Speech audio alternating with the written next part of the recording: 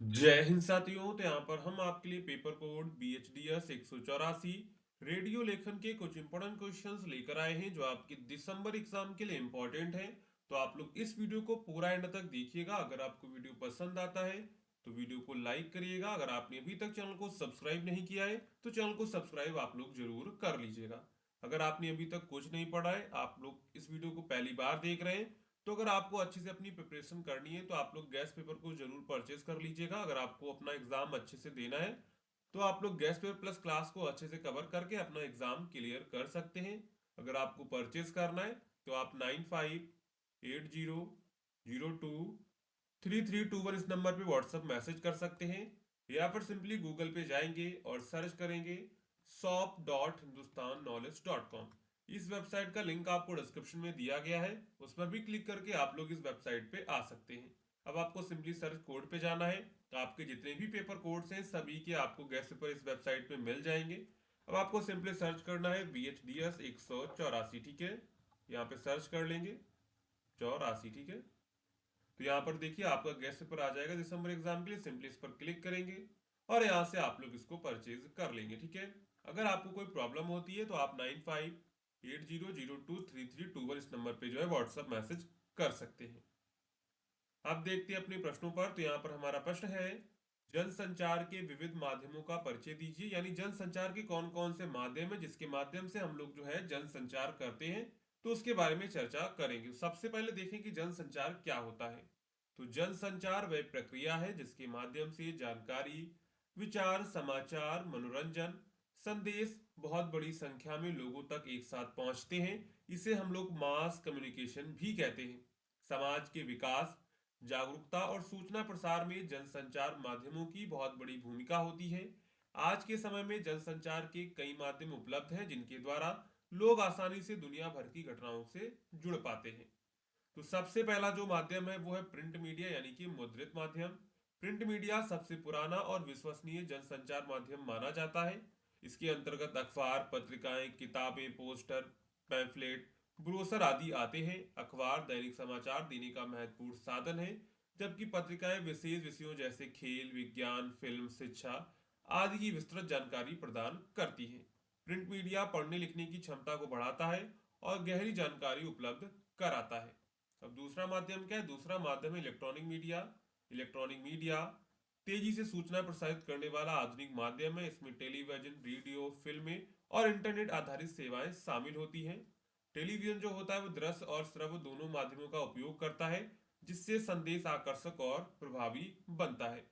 दूसरा है रेडियो, दूर दराज क्षेत्रों तक आसानी से पहुंचने वाला सस्ता और लोकप्रिय माध्यम है जो समाचार, मनोरंजन और शिक्षा प्रदान करता है। इसके बाद है फिल्में। फिल्में मनोरंजन के साथ सामाजिक संदेश भी देती हैं।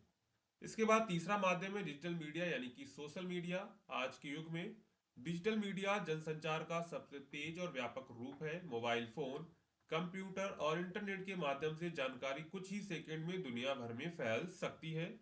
जैसे सोशल मीडिया प्लेटफॉर्म जैसे फेसबुक, इंस्टाग्राम, ट्विटर, व्हाट्सएप आदि लोगों को आपस में जोड़ते हैं और फिर उन्हें बातें अपनी तुरंत साझा करने की सुविधा उपलब्ध देते हैं। डिजिटल माध्यम ने समाचार देखने, पढ़ने और साझा करने का तरीका पूरी तरह ही बदल दिया। इसके बाद अगला माध्यम है विज्ञापन। विज्ञापन भी जनसंचार का महत्वपूर्ण साधन है। टीवी, रेडियो, अखबार, होर्डिंग, इंटरनेट आदि पर विज्ञापनों के माध्यम से कंपनियां अपने उत्पादों की जानकारी लाखों लोगों तक पहुंचाती हैं। यह बाजार उपभोक्ता व्यवहार को प्रभावित करते हैं। इसके बाद है लोक माध्यम मतलब कि फोल्क मीडिया, ठीक है।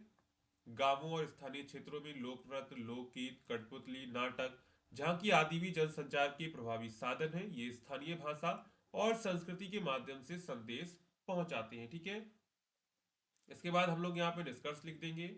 इन सभी माध्यमों के कारण दुनिया छोटी लगने लगी है और जानकारी का आदान प्रदान पहले से कहीं अधिक आसान हो गया है। जनसंचार माध्यम समाज को जागरूक, शिक्षित और संगठित बनाने में महत्वपूर्ण योगदान देते हैं। तो यहाँ पर हमारा प्रश्न क्या था? हमारा प्रश्न था कि जनसंचार के विविध माध्यमों का परिचय दीजिए। तो सबसे पहले हमने देखा कि जनसंचार क्या होता है। तो जनसंचार वह प्रक्रिया है जिसके माध्यम से जानकारी, विचार, समाचार, मनोरंजन और संदेश बहुत बड़ी संख्या में लोगों तक एक साथ पहुंचते हैं। तो सबसे पहला माध्यम था आपका प्रिंट मीडिया यानी कि मुद्रित माध्यम। दूसरा आपका माध्यम था इलेक्ट्रॉनिक मीडिया, तीसरा माध्यम था आपका सोशल मीडिया, और चौथा माध्यम था आपका विज्ञापन के जरिए हम लोग जो है सूचनाओं का आदान प्रदान कर सकते हैं, लोक माध्यम मतलब कि फोल्क मीडिया। इसके बाद हम लोग यहाँ पे निष्कर्ष लेके अपना उत्तर समाप्त कर देंगे, ठीक है। अगर आपने अभी तक वीडियो को लाइक नहीं किया है तो वीडियो को लाइक कर दीजिएगा और चैनल को भी सब्सक्राइब आप लोग कर लीजिएगा, ठीक है। इसके बाद आपका अगला प्रश्न है, शिक्षा के क्षेत्र में रेडियो की भूमिका और उसके महत्व को रेखांकित कीजिए। यानी कि शिक्षा के क्षेत्र में रेडियो की क्या भूमिका है और उसका क्या महत्व है, उसके बारे में आपको चर्चा करनी है। तो रेडियो एक महत्वपूर्ण जनसंचार का माध्यम है जिसने शिक्षा के क्षेत्र में बहुत बड़ी भूमिका निभाई। यह सस्ता है, सरल है, सुलभ है और दूर दराज क्षेत्रों तक पहुंचने वाला माध्यम है। आज भी रेडियो शिक्षा के प्रसार, जागरूकता और ज्ञान वृद्धि में महत्वपूर्ण स्थान रखता है। तो सबसे पहला काम इसने क्या किया, दूर दराज क्षेत्रों तक शिक्षा पहुंचाने का काम किया। रेडियो की सबसे बड़ी विशेषता यह है कि यह बहुत दूर स्थित ग्रामीण और आदिवासी क्षेत्रों तक भी आसानी से पहुंच जाता है। जहां विद्यालय, शिक्षक या पुस्तकें उपलब्ध नहीं होती हैं, वहां रेडियो ज्ञान का मुख्य स्रोत बन जाता है। इससे सभी क्षेत्रों में शिक्षा का प्रसार संभव हुआ है। इसके बाद ये सस्ता और सुलभ माध्यम है। रेडियो चलाने के लिए महंगे साधनों की जरूरत नहीं होती है, इसकी कीमत भी कम होती है और संचालन भी आसानी से हो जाता है। बिजली ना होने पर भी बैटरी से चलाया जा सकता है, इसलिए गरीब और आर्थिक रूप से कमजोर वर्ग इसे ज्यादा उपयोग करते हैं, ठीक है। शैक्षिक प्रसारण कार्यक्रम, रेडियो पर विभिन्न शैक्षिक कार्यक्रम प्रसारित होते हैं, जैसे स्कूल और कॉलेज स्तर के पाठ्यक्रम, विज्ञान, इतिहास, भाषा आदि विषयों के विशेष कार्यक्रम, बच्चों के लिए रोचक कहानियां और ज्ञानवर्धक प्रसंग। इन कार्यक्रमों से विद्यार्थी, शिक्षक और आम जनता सभी लाभान्वित होते हैं। इसके बाद है अध्यापक प्रशिक्षण में उपयोग। रेडियो के माध्यम से अध्यापकों को प्रशिक्षण भी दिया जाता है। उन्हें नई शिक्षण विधियां, पाठ्य सामग्री और शिक्षण तकनीकों के बारे में जानकारी दी जाती है। इससे शिक्षण की गुणवत्ता बढ़ती है। साक्षरता अभियान में योगदान, रेडियो ने साक्षरता बढ़ाने और सामाजिक जागरूकता फैलाने में भी महत्वपूर्ण भूमिका निभाई है। वयस्क शिक्षा, महिला सशक्तिकरण, स्वास्थ्य और स्वच्छता से जुड़ी कार्यक्रमों से समाज में सकारात्मक परिवर्तन भी आए हैं, ठीक है। आपदा के समय शैक्षिक सहायता, आपदा, महामारी या लॉकडाउन जैसी परिस्थितियों में जब स्कूल बंद हो जाते हैं, तब रेडियो एक प्रभावी शैक्षिक साधन साबित होता है। इसके द्वारा छात्रों की पढ़ाई जारी रखी जा सकती है। मनोरंजन के साथ शिक्षा, रेडियो मनोरंजन और शिक्षा का मिश्रण प्रस्तुत करता है। नाटक, कहानी, संवाद, संगीत आदि के माध्यम से विषयों को रोचक बनाया जाता है, जिससे छात्रों को सीखने में रुचि बनी रहती है। बाद हम लोग यहाँ पे निष्कर्ष लिखेंगे। शिक्षा के क्षेत्र में रेडियो की भूमिका अत्यंत महत्वपूर्ण है। इसकी पहुंच, सुलभता, कम लागत और जानकारी प्रसारित करने की क्षमता इसे आज भी प्रभावी शिक्षण माध्यम बनाती है। रेडियो में न केवल औपचारिक शिक्षा में बल्कि सामाजिक जागरूकता, साक्षरता और जीवन कौशल विकास में भी अमूल्य योगदान दिया है, ठीक है।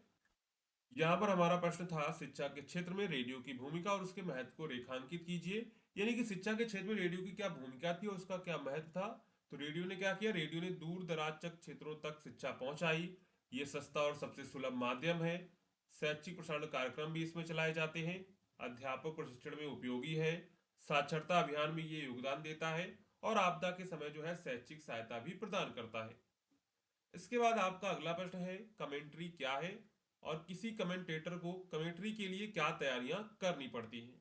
तो कमेंट्री किसी घटना, खेल या कार्यक्रम में प्रसारण का सीधा वर्णन है, जिसे श्रोता या दर्शक सुनकर उस घटना की पूरी जानकारी और दृश्य का अनुभव प्राप्त करते हैं।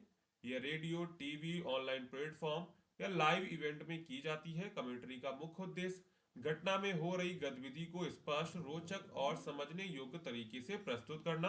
तो कमेंट्री का मतलब क्या है, कमेंट्री का मतलब है किसी घटना, खेल, कार्यक्रम या प्रसारण का सीधा वर्णन करना।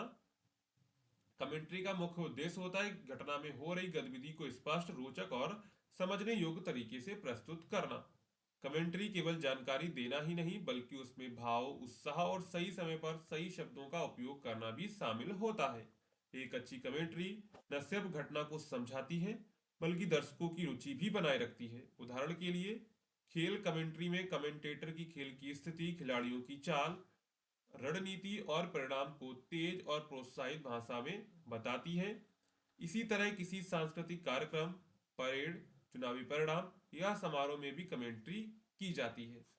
आप देखते हैं कमेंटेटर को कमेंट्री के लिए क्या क्या तैयारियां करनी पड़ती है। एक सफल कमेंट्री के लिए कमेंटेटर को कई प्रकार की तैयारियां करनी होती है। इन तैयारियों से उसका वर्णन अधिक प्रभावी और सुचारू बनता है। तो सबसे पहले वो क्या करेगा, सबसे पहले वह विषय की पूरी जानकारी लेगा। कमेंटेटर जिस विषय पर बोल रहा है उसे अच्छी तरह समझना जरूरी है। जैसे खेल कमेंट्री हो तो खेल के नियम, खिलाड़ियों की जानकारी, टीम का इतिहास आदि पता होना चाहिए।